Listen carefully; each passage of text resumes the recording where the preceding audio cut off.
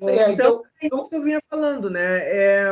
A principal questão é a falta de renda e as pessoas não terem um mínimo para sobreviver. E o Renan, como jovem, o que é que ele gostaria de dizer neste momento para esses jovens negros da periferia, ou dizer para alguém, administrador municipal, alguém importante, o que fazer? Teria alguma ideia assim, de como fazer cursos, fazer palestra, investir em quê para sanar, para ajudar a melhorar? A dica que eu dou é a mesma que a minha irmã dá em várias palestras delas. Eu daria a dica para investir em conhecimento, porque sem conhecimento nós não somos nada. Então, investindo em conhecimento, em ajudar o outro, eu acho que é o começo de tudo. A dica que eu daria é para se informarem, né? Agora é um momento de pandemia, onde as pessoas estão sofrendo por estarem isoladas, muitas outras sofrendo por estarem desempregadas. É um grande momento de compartilhamento, de fraternidade, tudo aquilo que a gente aprendeu, né, seja na nossa infância, na nossa adolescência, de compartilhar, né, sejamos católicos, evangélicos, umbandistas, seja qual religião for, mas está na hora de a gente colocar em prática o que aprendeu. Então, se nós tivermos um livro que nós já lemos, vamos compartilhar e passar para um outro que ainda não leu. Vamos compartilhar informações, vamos compartilhar conhecimentos. É tudo o Facebook, se tire do Facebook, das redes sociais, tudo aquilo que é benéfico para a nossa vivência e para a nossa resistência. Que estes jovens que agora estão dentro de suas casas, e aí me preocupa muito quando as aulas começam online, dia 1º de junho, né, no estado, e aqueles que não têm celular, e aqueles que não têm condições de pagar por os dados do celular, que qualidade de educação vai ter? É um momento muito difícil, fica difícil da gente pensar no que aconselhar, que caminho de estar, quando a gente vê a diferença social num ponto que, primeiro, eu preciso me alimentar e me vestir, né? E me proteger do frio, para depois, então, eu poder me formar e me educar. Então, basicamente, né, se unam. As famílias não existem só pela consanguinidade, mas pela amizade, pelo respeito. Então, que a gente possa valorizar tudo aquilo que a gente tem e compartilhar com o outro. Se eu tenho roupas que eu já não uso mais e que podem proteger, ou sejam cobertas, ou sejam travesseiros, existem várias campanhas na cidade para ajudar, né? Então, quando eu posso ajudar e eu vou doar o arroz, o feijão e o leite, por que não também doar um livro, né, que possa mudar a vida de uma pessoa? Muito importante a colocação. E quando falou ali nas aulas online, eu fico me questionando, porque tem casinhas que mal é uma lâmpada, vão ter celular, gente, vão ter internet, vão ter acesso. Como é que serão essas aulas online? Não será uma utopia? Ou o governo vai distribuir material? Eu fico perguntando, questionando a respeito como serão as aulas online. Quem é que tem internet, pode pagar a internet de casa? Não são todos. E é verdade, né? Então, é muito preocupante. Existe uma escritora, Maria Gonçalves, ela lançou um livro e que diz Defeito de Cor. Gostaria de ouvir a opinião de vocês sobre o que soa nos ouvidos de vocês esse título, Defeito de Cor. Soa como se a cor, a nossa cor, preta, fosse um defeito quando a gente vê nas estatísticas do IBGE tudo aquilo que é negativo, a cor preta se salienta. Seja nos presídios, sejam os jovens presos, seja um número de mulheres que sofrem violência doméstica, seja um número de jovens que morrem sem grandes motivações, simplesmente pela sua cor. Então, o defeito, infelizmente, no Brasil e em vários países, é visto como a nossa cor, e essa cor faz com que não sejamos respeitados e a nossa vida não tenha valor. E que a gente continue a lutar dia a dia para que essa realidade, que essa percepção modifique. Não há dia que a gente não levante e pense o que vamos passar hoje. Agora nós estamos confinados em casa, mas quando essa pandemia não existia, cada dia que o Renan saía para ir para a faculdade, e muitas vezes o seu curso era à noite, a preocupação é a pensar, ele vai voltar, como ele vai voltar, né? Ele vai ser... O que vai acontecer com ele? De vez em quando ela me ligava. Né? Realmente então, ela... realmente. É uma grande preocupação e não deveria ser assim. Então, é essa luta que a gente tem que ter para que deixe de existir esse defeito de cor, esse racismo que tanto aniquila e prejudica a evolução do mundo. Então, eu pergunto ao Renan agora, é angustiante ser negro no Brasil? Chega a ser angustiante?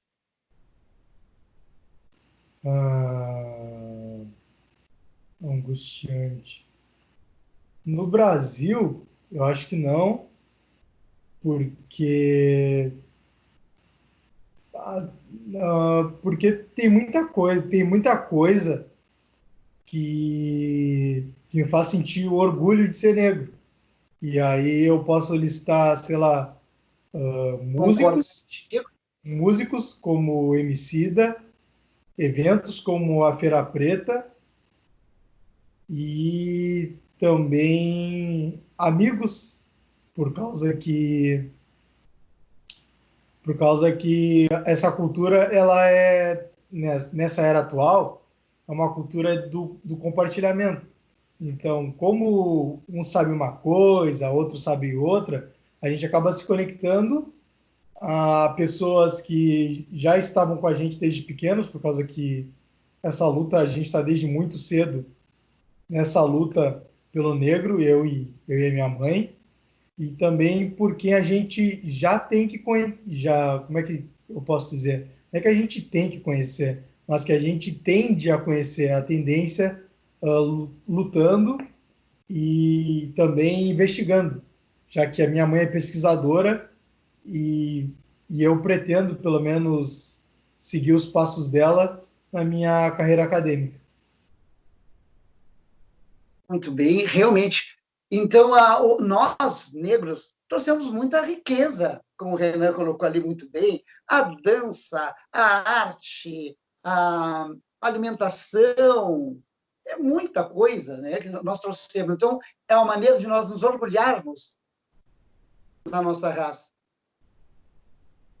Nesse momento, né, teve um momento do livro, que foi para contar um pouco sobre a minha vida e sobre os conflitos, né, e as lutas que a gente trava no dia a dia para sobreviver, né, enquanto profissional, enquanto professora. E nesse momento agora a gente está desenvolvendo um novo projeto que é a criação de um museu virtual sobre cultura negra do sul do Rio Mas olha que chique, que interessante. Então, esse projeto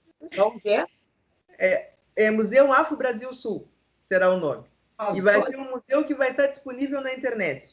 E aí nós vamos conhecer isso que o Renan fala. Músicos, gaúchos, negros, os jovens vão ter condições de conhecer quem foi Lupicínio Rodrigues, né? Um grande compositor negro que escreveu o hino do Grêmio, e aí as pessoas não sabem. Vão saber sobre o concurso Miss Mulata, que foi o concurso feito na primeira vez em Arroio Grande, né, que foi protagonista, vai saber quem criou esse concurso, vamos saber sobre os cultos sociais. Sim. Foi criado pelo Antônio Conceição. Sim, o Dé, né, o nosso conhecido e respeitado Dé. Então, toda aquela riqueza que não está nos livros, porque se nós formos olhar nos livros, nós encontramos os negros como descendentes de escravizados. Né? Aparecem os negros acorrentados. Mas o que aconteceu depois da abolição? Então, tudo isso a gente vai trazer, Nós somos uma equipe formada por vários professores também da rede pública, de Jaguarão, de Arroio Grande, de Cerrito, de Canguçu, São Lourenço do Sul, Pelotas e Rio Grande, nesse momento. E estamos trabalhando para que esse museu esteja acessível a todas as pessoas, né?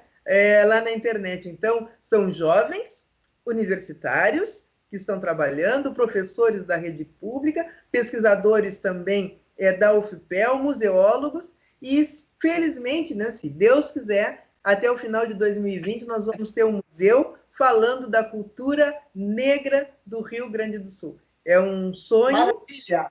Isso é maravilha! Maravilhoso!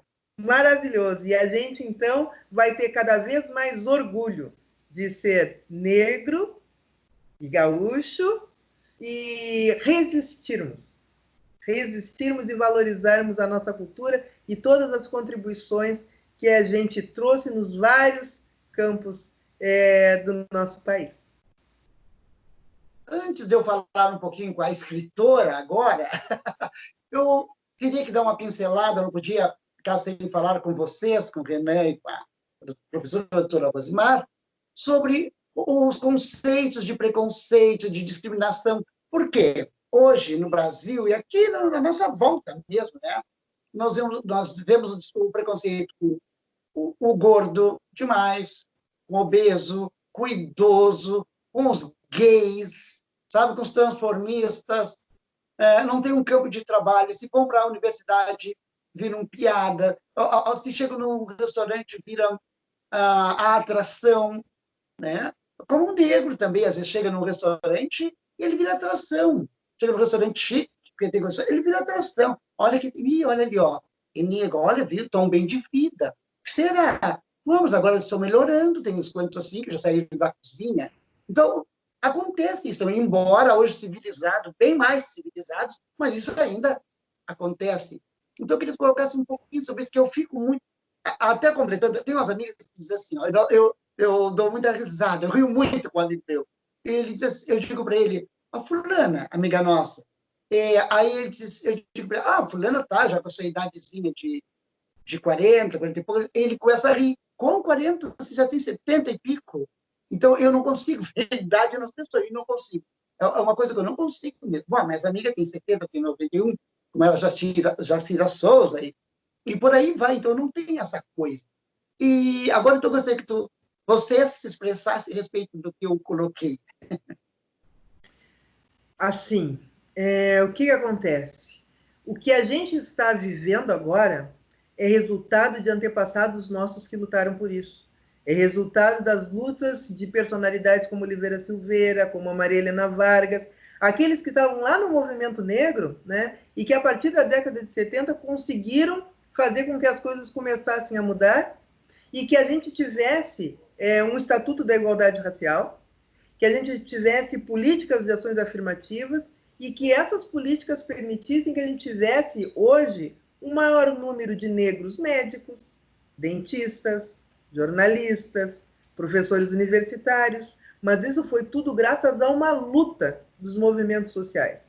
E aí, aquilo que parecia que nós seríamos sempre os subalternos e os servidores e as nossas mães e nossas vós que foram empregadas, faxineiras, elas lutaram para que a gente chegasse onde a gente está, né?